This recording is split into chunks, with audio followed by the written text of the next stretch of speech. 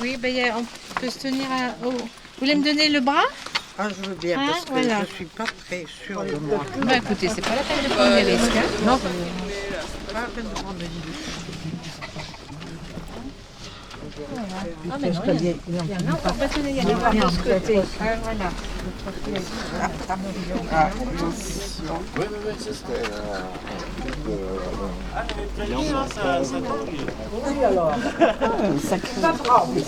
Non, sur la fin, pas de rampe. Ouais. Mais sur le début non plus. Oui, c'est vrai. Il y a le mur sur le côté.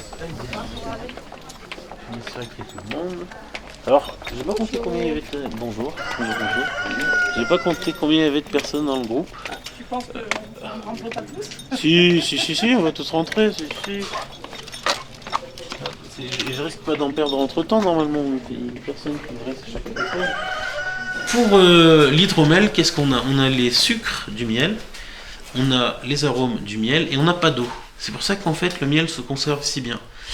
C'est que l'eau assimilable par... Enfin, il y a très peu d'eau assimilable par les levures. Bon, c'est un peu barbare comme terme. En fait, le miel est tellement sec, même s'il est liquide, il est sec. Il est très très sec. Et les levures, en fait, les levures et les micro-organismes qui ont besoin d'eau pour vivre, comme nous, ne peuvent pas la récupérer dans le milieu. Donc nous, on rajoute de l'eau. Donc on avait tout à l'heure les arômes du raisin, les sucres du raisin et de l'eau de la baie de raisin. Et là, on a les sucres du miel, les arômes du miel, et on rajoute de l'eau pour permettre la fermentation. Donc l'hydromel, une fois fermenté, on le descend ici. Ici, donc dans les barriques qu'il y a derrière vous, en fait, c'est des barriques de vieillissement. Alors, il faut savoir deux choses sur le vieillissement. Quand les viticulteurs achètent des barriques et qui font vieillir leur vin dedans, ce qu'ils veulent, c'est récupérer les arômes de la barrique. Donc on met du vin dans une barrique et il va y avoir des échanges entre la barrique et le vin. Un vin rouge peut se permettre d'encaisser de la barrique neuve parce que ça va donner beaucoup de goût de bois. Si on fait pareil avec l'hydromel, vous avez un jus de planche, vous ne sentez pas les fleurs, vous sentez pas les fruits et compagnie. Non, vous sentiriez plus rien. Donc il faut utiliser de la barrique usagée. Derrière vous, on a Cognac Pinot, et celle-là c'était du gamay mais qui a été vraiment nettoyé. Donc là, ils sont tous en chêne aussi. Voilà. Et là, chêne majoritairement, parce que ça c'est pas du chêne. Alors je vais le mettre là comme ça vous verrez aussi. C'est un client coutelier qui me le fait remarquer, il me fait ça c'est chêne, châtaignier. Donc on passe l'hydromel en barrique, on goûte pour le vieillissement. 6, 7, 8 mois, 1 an, un peu plus des fois, ça dépend en fait au goût si on est prêt à assembler ou pas. Durant la fermentation, je suis en train de me dire que vous avez beaucoup de temps ou pas beaucoup de temps?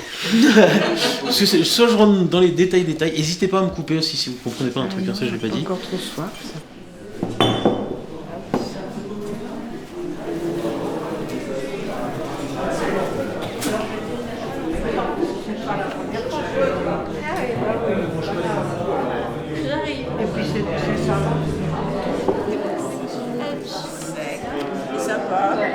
Choisir donc.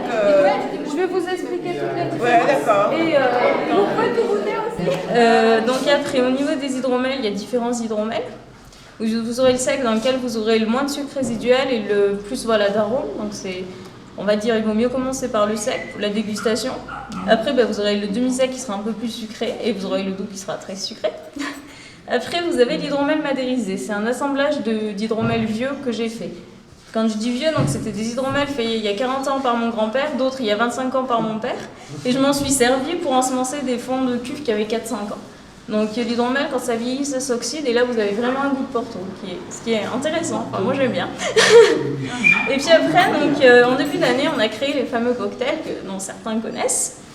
Donc vous avez hydromel Armagnac et vous avez hydromel crème de châtaigne. Voilà. Je pense que certains d'entre vous ont goûté la crème de châtaigne hier. Il est où le sec pour commencer? Il est très bon. C'est du sec ou de madérisé? C'est du sec. Il a bien aimé le fruit sec, le pays. vache. Par contre, il aime pas le fromage fort. C'est le madérisé. Non, c'est pas bon celui-là. Ici, mais moi je ne peux pas mettre sec. Le boire après.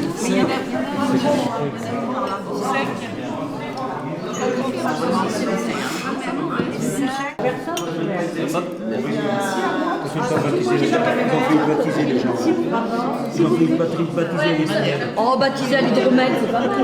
Ça serait bien d'être baptisé à l'hydromel.